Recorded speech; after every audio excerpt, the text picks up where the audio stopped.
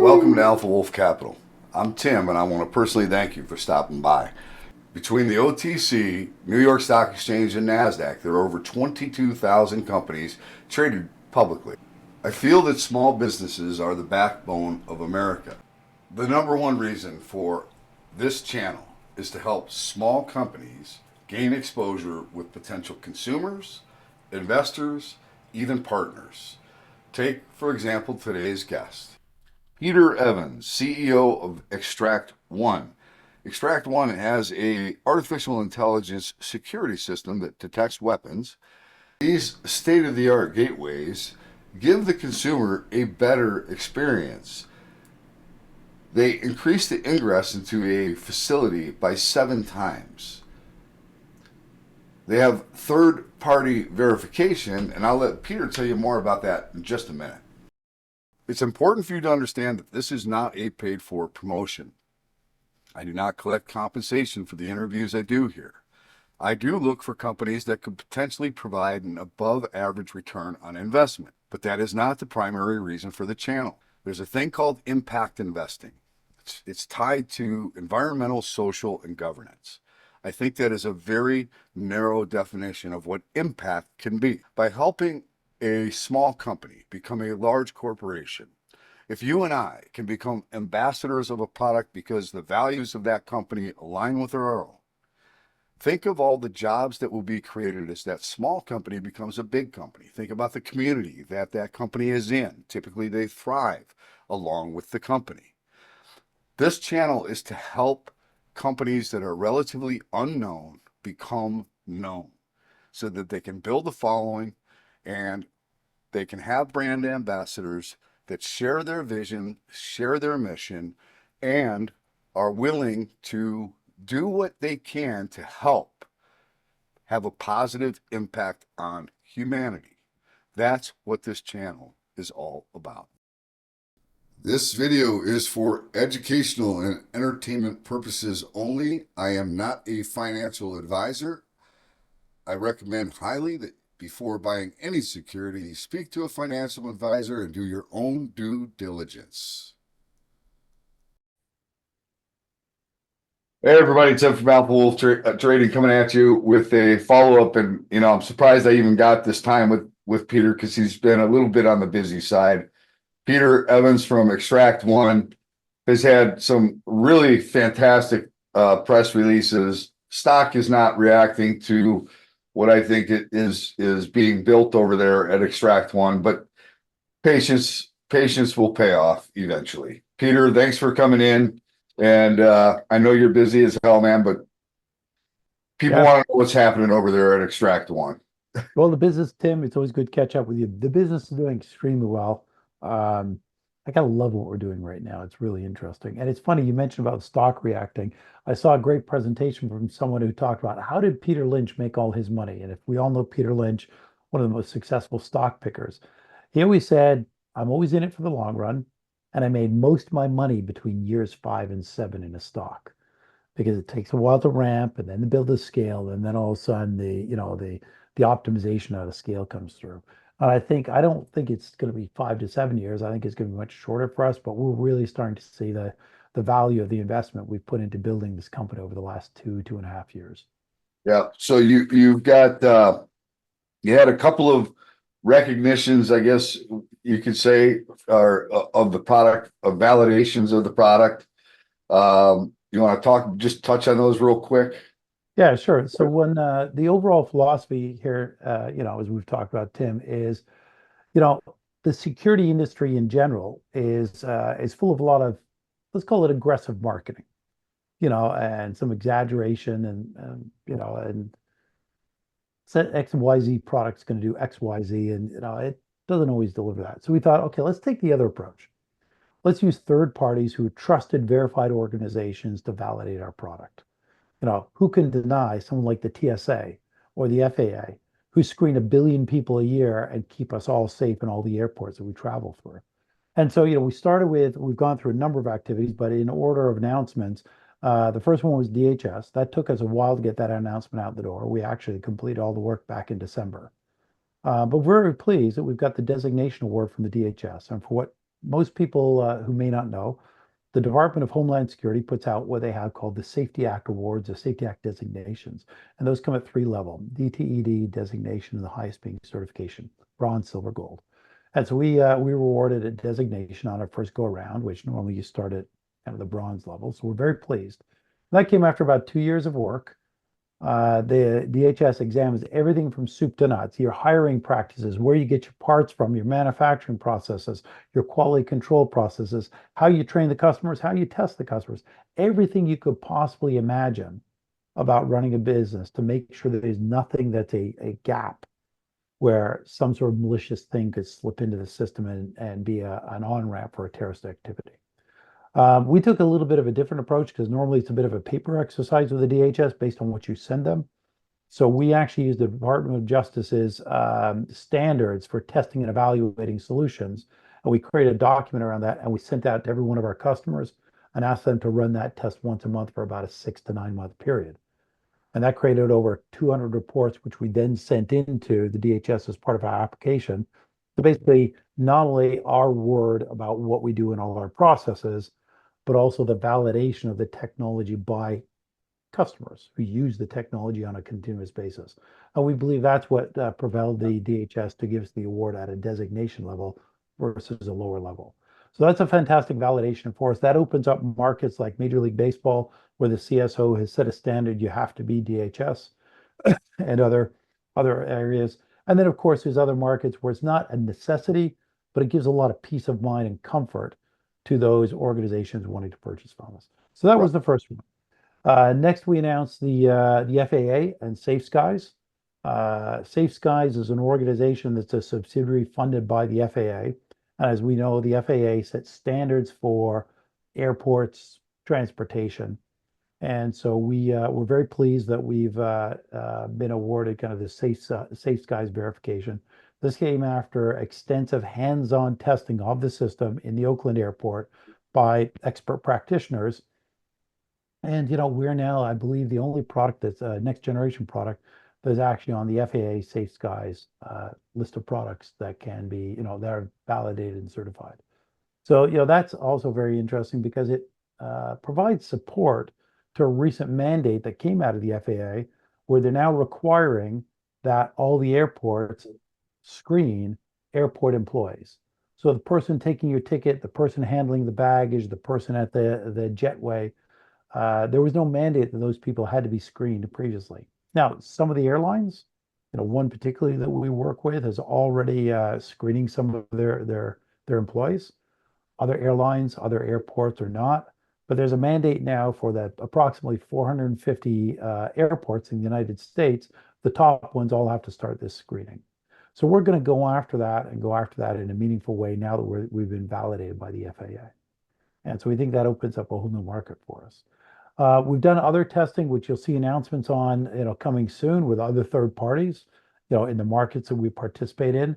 And so again, as you start to look through what we've done with the TSA, what we've done with the Department of Homeland Security, what we've done with the FAA, and others that are soon to be announced, again, it continues to provide validation by these organizations who are entrusted to secure us in our homes, in our airports, in the places we do business, that we have a valid solution. So you can cut through all the marketing BS and actually, look to those third parties for that verification. So we're pleased. I would say the results are I would say that that's working, since right after the announcement of the Homeland Security's, the Safety Act, you got announced Major League Baseball, NHL, and I think an Major League Basketball. Yeah, NBA. So, those teams have not progressed enough that we can, with a relationship where they're comfortable yet putting out a press release, but we are deploying. And in fact, I'm trying to think, all three of those are now deployed and up and running. And, they each want to get a little more time under their belt before they're willing to put out a press release naming the name. And when we do, we'll validate those. But, that was really an indication while we've been working with those organizations for a while. Selling to a major league team is a longer, protracted sales cycle. And we've been working with them. They've been testing and demoing our product. We wanted to send a message to the marketplace that, yes, we've got DHS and it has now opened up the aperture for more opportunities. And those were all deals that the DHS award, I think, was one of many key criteria that actually got those deals to close. And there's more to come. We've got a very, very healthy pipeline of opportunities with the pro sports teams, and some that are in red line negotiations right now, and we're very pleased with the momentum that's been gathered. I also saw and actually I saw this announcement from the convention center itself, but a convention center that just deployed um, your products for. Yeah, the Baird Convention Center in Wisconsin, Milwaukee, Wisconsin, right up there near Fiserv Arena. They're all kind of in an area called the Deer Zone. Very large.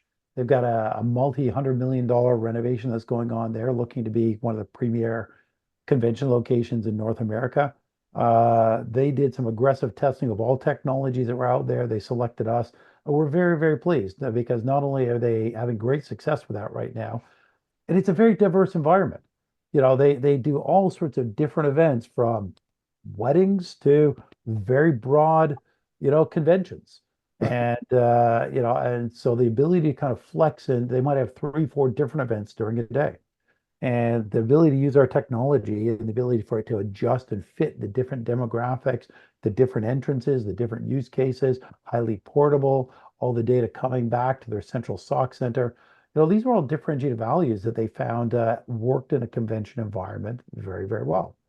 That relationship started at a conference called the Venue Connect conference about a year or so ago. And after multiple rounds of testing, they selected us. I'm very pleased that they actually have put out their own brochures on our technology, and they've published it and saying, relying on Smart Gateway to keep the environment safe. So as people continue to go to Milwaukee for significant conventions that take place in that venue, we're going to be there. We're going to be screening them and keeping them safe. You had a contract with the hospital. Yes, we've had multiple contracts with multiple hospitals. Yeah. Yeah, and I actually had a call from one of those hospitals today, and they said, I think we need another 11 lanes. And so as people, I think it was one of the best conversations I've had where, as we all know, healthcare, unfortunately, is the places of the highest level of workplace violence. Most people don't know that. And that's kind of a bit of a sad situation because a nurse, a doctor, these are people who have dedicated their life to service, dedicated their life to taking care of us in, sometimes tragic situations. And for them to be under attack all the time is kind of a tragedy. And so we're seeing a lot of nurses and a lot of doctors leaving, the practice because they worry about their own personal safety.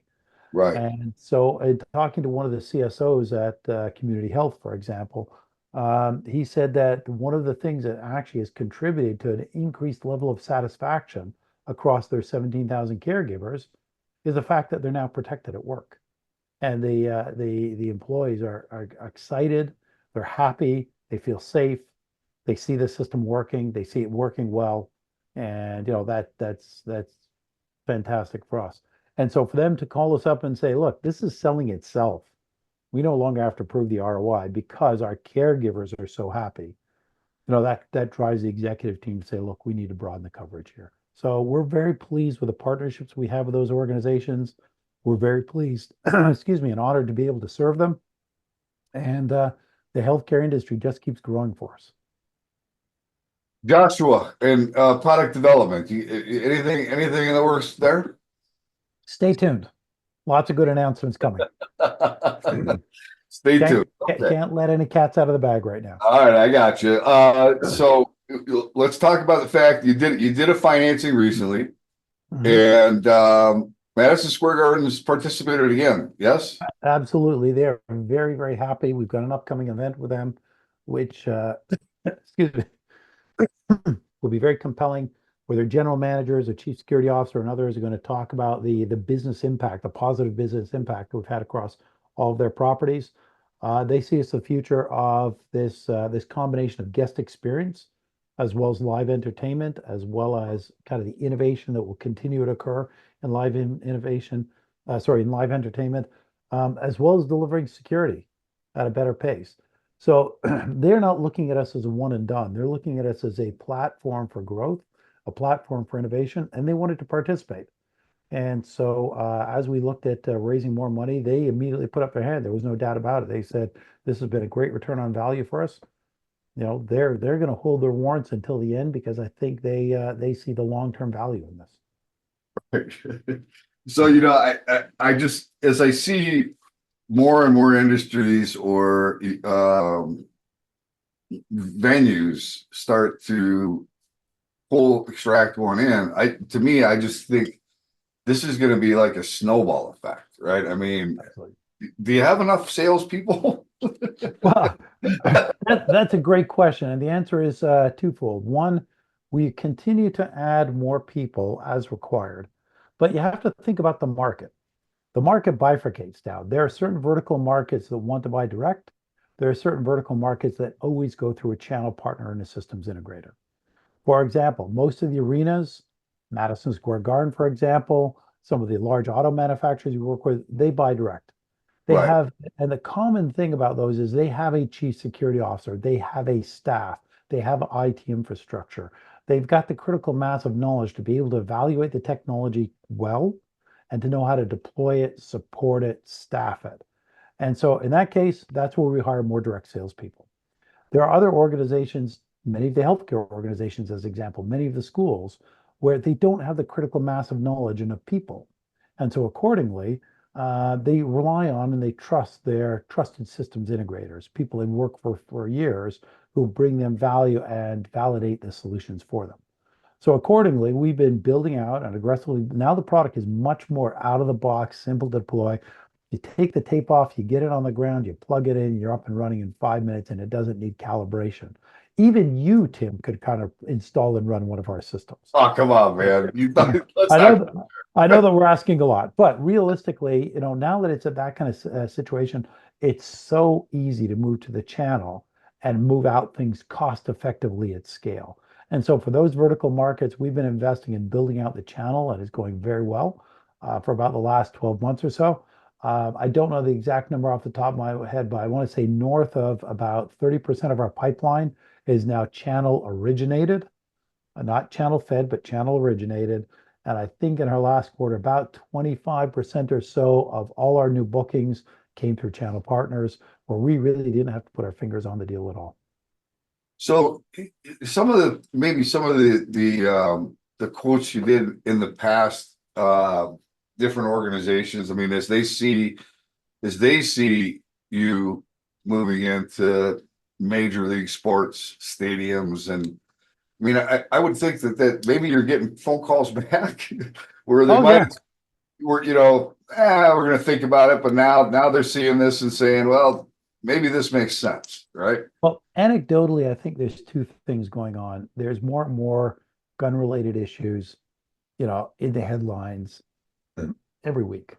I mean, we all saw what happened I about a want to week ask ago. you so badly about. I mean, there was a pretty big event that happened about a week and a half ago. Yeah. You know, Yeah, but I exactly. There was an assassination attempt on former President Trump. right, Let's just call it what it is. But what people don't realize is that exact same day there was 59 mass shooting events on that exact same day in North America. 59. And so this is becoming commonplace. I think we've become a little bit numb to us until it's somewhere in our own neighborhood or until it is a major headline event. And as more and more of those incidents occur, more and more people who might have been kicking the tires before are now becoming serious buyers. We've got one opportunity that we're working with, which actually probably started about 2.5 years ago. And we thought the customer was going to sign at that point. And they sort of said, we're going to wait a little bit. Unfortunately, they had a gun incident ooh, about a month or so ago. And they called us up and said, we're ready to go. And so it's an unfortunate world we live in, but it is the reality. And people will buy as they see more and more the need and they see what's happening in the marketplace. I yeah, think also, but like my opinion here, Tim, quite frankly, is um, fast forward 3, 4, 5 years from now, the technology will continue to innovate. It will continue to change. It'll continue to get better. It'll get to the point where you're building this into door frames, right? That was the original vision of the company when it first started, our company, 6 years ago. But I think the vision was ahead of what the technology could actually deliver. The laws of physics can only be bent so far. Okay. And so, but we continue to innovate. It's kind of things that Josh was working on. So when you get to that point, I could see where technology such as ours is a de facto standard in every new building, in Right. every school. And just in the same way Wi-Fi is in every building, in the same way badge access controls in every building, in the same way that we have fire retardant systems and you've got defibrillators, down every hallway, it'll just be mandatory for every building location. And so, we look forward to that day. Until then, we're going to build out a very, very scalable business model that can do that very cost effectively, knowing that that's coming. So how do you feel you're sitting right now from a, I mean, you feel comfortable with where you're at? Um, I know that you're not being rewarded for, if I think about everything that you've executed on over the last couple of years, I Mhm. mean, this company is in a very, very different place than it was 2 years ago. Would you agree A- with that? Absolutely. And if there's anything else I could share with you is I think we're going to be at a very, very different place in a year from now, 2 years from now, and 3 years from now. I've had a number of calls with, my week has typically got about 10 investment banker or family fund type calls, people who want to kind of understand the story and think about taking a position. And I think one of the most satisfying things to me is we've done these calls with the folks for a number of years. And they come back and they say, everything you said you were going to do, you did or exceeded. And you guys have built this track record of continuing to deliver on your milestones. And, the institutional investors are starting to see that more and more and more. And they're starting to take positions and watch us grow. I think this coming year, we're just about to end in 2 weeks our fiscal 2024 and enter into our fiscal 2025. We've had the business plan reviewed by the board. They're very excited. They approved the business plan going forward. Excuse me. I think it's a very achievable business plan. And it's basically a continuation of the trajectory that we've seen for the last 2 to 3 years. So, and then, you start to think about the math. Well, you do the math on what we're throwing off as a gross profit, do the math on our top line growth rate, do the math on our OPEX growth rate, which is significantly lower as a percent year over year over year. Dust off your high school calculus books. It doesn't take much to see that we're on a path to cash flow break even. So, and all the investment bankers are starting to model that. And the most interesting thing to me is I think about where we are. There's always two audiences. A lot of the U.S. investment bankers and institutional investors are looking for aggressive growth, so aggressive growth, aggressive growth. And then you've got another pool that's looking for path to cash flow break even. And sometimes those two things are in juxtaposition with each other. You have to invest for growth. To your point, you have to hire more salespeople. You have to hire more channel partners. You have to have more manufacturing capacity. And you're investing because that is putting a down payment on future growth. And that's why we've raised money in the past.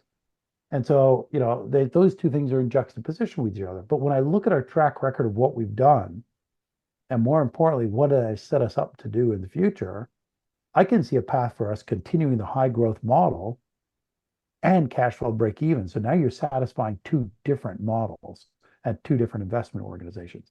That's unique. I can't think of any other company that's traded publicly right now that's got both. Right. No, I mean, this is, I'm trying to emphasize to people that the beautiful thing about the stock market, what I've always loved about it, is I may not be smart enough to go out and solve all the world's problems, but it does give me an opportunity to find companies that are smart enough to tackle some big problems. This is a big one. This is an absolute need. And, I think of every venue where there are large amounts of people that gather need to have, I think, if you're going to a movie theater where you've got, I don't know how many people are in a theater, 400, 500, how many people are in a theater? 500 Yeah. people, 300 people. That to me would be something that should have it. Like you said, should be mandatory on every building that where there are large gatherings of people, because that's where the But bad things happen. but even not just bad things in large gatherings. Um, we're working with one healthcare system that they called us because they had a murder suicide. Unfortunately, a husband and wife both suffering from cancer, and they walked in, and it's a tragedy. And it's unfortunate these tragedies are occurring. Then you hope that there would be, help for individuals like that. But how many people walk in the front door of a hospital? One a minute, two a minute. So it's not necessarily the large arenas, the large schools and things like this. It's, all walks of society. We've deployed in a few commercial office buildings, and people kind of walk in, right? So it's Right. not always that fast ingress. There's also like, can I create a safer work environment? Yeah. Can I create a place like that where people, aren't uncomfortable going to work, riding the subway, doing whatever they're trying to do. And so, again, as the technology continues to innovate, to continues to get better, you start to think about those different vertical market applications. What are the unique needs of a commercial office building? Weapons detection and. What are the unique needs of a school? Weapons detection and. Maybe I want to know about this parent who's been banned from the venue. I want to know about this person who's a gang member or a known felon who's coming on the property. There's other layers of security that add intelligence. If I think of a venue like an arena or a stadium, weapons detection and identifying you as a VIP and treating you differently, identifying you as someone who's banned, identifying you as someone with a valid or invalid ticket. There's all these things on the journey of a person, when they go into a venue, and what that is, and it's unique for every vertical market. What I like most about what we've delivered as a technology is not only are we doing weapons detection extremely well, as validated by those third parties that we talked about earlier, but the platform has incredible extensibility. So when customers come to us, and this is why one of the reasons Madison Square Garden picked us, because they know the market isn't done. Right. And they came to us and said, hey, can you do X? And 45 days later, we showed up on site with the smart gateway plus X. And I said, okay, can you do Y? And we went away, and 45 days later, we added more software that did Y also. And so they said, okay, now we got a platform that can say yes to whatever it is we think of in the future, even though we haven't thought of it yet. And so you start to get the same thing when you get to large retailers, distribution centers, commercial properties, saying, boy, it would sure be great if we could tie this into our access control system. Wouldn't it be Right. great if we could tie this into our other system? Wouldn't it be great if we could do this with credentialization? And the ability to kind of say yes and then become a dominant player in each of those vertical markets because you've got something unique for that vertical market that nobody else has, all in a single package. That's the end game. You almost sound like you got a plan, Peter. Well, as I said, I'm very proud of the fact that we are getting recognized for having a plan, setting our milestones, and beating those milestones quarter after quarter after quarter. Right. I And mean, that's what we're going to continue to do. nobody can say that you haven't done what you said you were going to do. Right. Mhm. I mean, you continue to move forward, and you're getting I think, a lot of impressive press. At some point, the market will recognize the story. And I actually think we're getting a glimpse of that right now. You got some of the big names that are pulling back, Yeah. and some of these small names are starting to pick up a little bit. So I think that the climate might be changing in the overall market, which the pendulum had swung way, way, way far to one side. Mhm. And I think there are companies that have weathered this storm, and it's been a good long storm. This is like a 37-month storm that small caps and micro caps may be about to come out of this thing. And I think Xtract One is going to be one of those. You're at just very quickly, you are at a very interesting level. You put in a double bottom in the around a 30-cent range, and now you're back up to this resistance area right here, which is the 56-cent range, right? Yeah. So for the stock to be here after all that has been accomplished is really mind-blowing to me. Mhm. But Yeah. it's okay. Like you said, you're potentially going to make two different types of investor groups very happy. Yeah. And that's the objective. It was not, well, let me put it this way. That was not our original objective because usually people pick one strategy, the other, get to cash flow break even as fast as you can, or get to growth as fast as you can. And again, those are typically mutually exclusive. Right. Through either, great execution, staying very, very focused on execution, we've been able to create a model where we think we're going to deliver both in this coming year. And so that's a fantastic position to be in. Now, anything could change. I always warn my board that, there's a lot of unknown unknowns. And if anything, we've shown resilience on how to manage through some of those unknowns. And it's really just comes down to very, very good execution. In terms of the stock price, I do believe we're undervalued. And there's a number of people who've put out reports on us and they put stock targets on us. You see people with stock targets in more of the $1.50 range, which I think are more reasonable.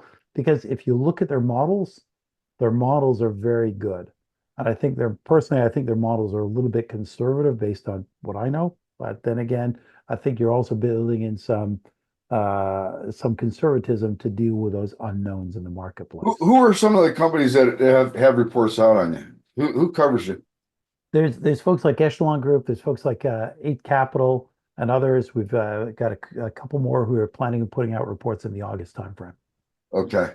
Okay. Um, if you're not familiar with the Xtract One story, I highly recommend you go to their investor alerts and you sign up for email alerts. That way, when news comes out, it gets delivered directly to your email and you don't have to go searching for it. I would say start paying attention to the story. It's at a very interesting level technically. And I think it's only a matter of time before people recognize that this is the real deal. This is not some fluff company that has this, fluff. This is real. They're dealing with some of the, we've got it here in Las Vegas, a $2.2 billion facility, most amazing venue on the planet, I think. And who handles the security there? I mean, not all of the security, but getting in that place, you're walking through whose gateway? Yeah. Xtract And One. it's interesting there, Tim, thoughts about the sphere. First off, fabulous organization over there over at Madison Square Garden. And they take security very, very seriously. They have to. Go Google the most iconic venue on the planet, and you're going to see Madison Square Garden. So they are a target. They're a target for malicious activity, terrorist activities. They take it very, very seriously. There was a lot of people who were not happy about the sphere being built. And so when they opened it up, the security was on high alert. So we're very pleased to be part of that approach, part of that infrastructure, and the rigor that they put into testing us. So it's good to be part of that. Secondly, I saw a fascinating report the other day that talked about stack ranking all the arenas of that size and their profitability and gross revenues. Number one was the Sphere. Number two was Madison Square Garden. I can't remember if it was 4 or 5 of the Moody Center in Austin, Texas. But it was kind of compelling to me that those leaders, 3 of those 5 leaders, and we'll get the others. It's just going to be a matter of time. I don't like to lose, so I'm going to go get the top 10. But compelling to me that in our short run, 3 of the top 5 most iconic and most profitable venues on the planet were using our gear to give a fantastic guest experience. And then the figures that were shared with us by a number of venues who track this data in extreme detail. Because there's always this question: how much more food and beverage and T-shirts and baseball caps can you sell when someone's in the venue faster? Do they buy the same just over a longer period of time, or do they buy more? Some people buy more, some people don't, but the average is about $5.40 more per person. So then you start to think about that. Okay, the Sphere has 17,000 people. They're doing hundreds of shows. How much more revenue have they generated? My back of the envelope math said about $3 million more a month. So we actually have become a revenue generator for many of these organizations. Now, here's the other one that was very compelling to me. The last time I was at the Sphere, we did a presentation, and the general manager walked out and he dumped a box on the table. And that box had every knife you could possibly imagine, about 24 of them. And he said, yeah, that was the ones we caught just from last night. Right. And so it's working. It's working very, very well for them. They're very pleased. I've always said, Peter, your columns, to me, I think there's more opportunity for the venues to make more money. I mean, they Yeah, can wrap those columns with anything they want. They could have, absolutely. if they want advertisers, you know, they could have advertising on those columns, and you would think that's what they are. They're advertising columns, Uh, right? Interesting. Yeah, the folks at MSG are actually wrapping the towers with advertising right now, I think from a cybersecurity company. And they're joking with me and telling me that, yeah, we're generating twice as much revenue off these things as we're paying you. And I just said, okay, that just means I'm going to double my contract value the next time we renew. So, so So I, that's the beautiful thing that you have going here. These customers is very sticky, right? Once you get them, it's very sticky. It's recurring revenue, right? I mean, there's depends. everybody to understand that this is a recurring revenue model. Yeah, well, it depends on the customers, but yeah, in general, for those subscription models, it's recurring. And interesting enough, we started to see the 3-year cycle come around because most of our contracts are 3 years. And so some of those first customers we signed back in 2021, they're coming up to the end of their contract. And so far, 100% of them are renewing. So we're very pleased with that. So not only do we have a 0% churn rate, we've got 100% renewals. We actually have a lot of customers who are knocking on our door now because our major competitors' contracts are coming up for renewal. And, most technology companies, most good technology executives, before they renew, they're going to take the time to see is there something better and cheaper. That's their job. That's their job description to do that. I had that conversation with an NFL team last week. And so we're starting to see more and more inbounds from the competitors' contracts starting to come up for renewal. So we're very pleased about that position too. So, overall, customers buy more.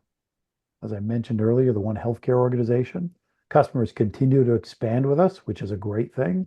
And customers, 100% of them so far, those that we signed up 3 years ago on the Smart Gateway, 100% of them are all renewing.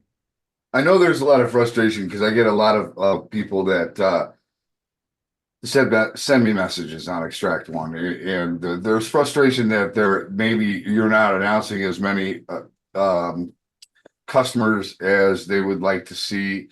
I think that what they have to understand is that the customer, if they don't want it announced that they're putting Xtract One on their property, then you Yeah. announce it, right? Yeah, I mean, we'll see. I think the last time we did the announcement, or the one you announced, you mentioned about the NHL, NBA, and Major League Baseball team. The stock took a nice pop that day, like a very, very healthy pop. And then we'll put out another announcement. It'll pop 3, 5% one day. And so the thinking is put out a press release every single day, and it'll go up 20% this week. After a while, you saturate the market because there's only so many buyers and so many sellers, right? Right. I would love to put out a press release for every single customer. Excuse me, customer win. I'd love to put out a press release every time a customer renews. Sometimes you can't. We work with one of the airlines. They have a no announcement policy. Nothing. None of their vendors. Right.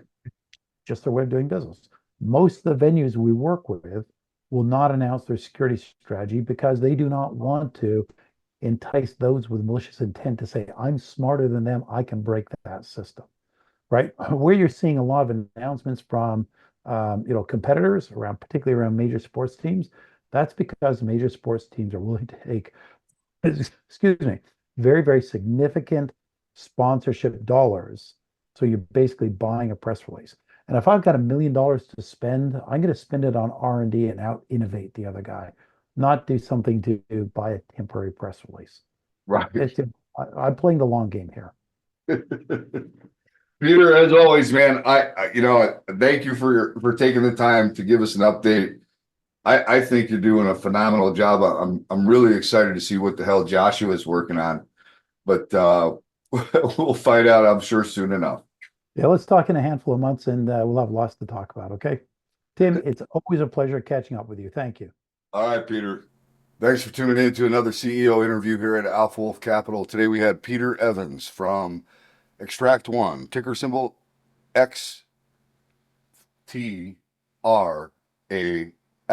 is in Frank. I hope you enjoyed today's interview. If you did, do us a favor, give us a like. How about giving us a share?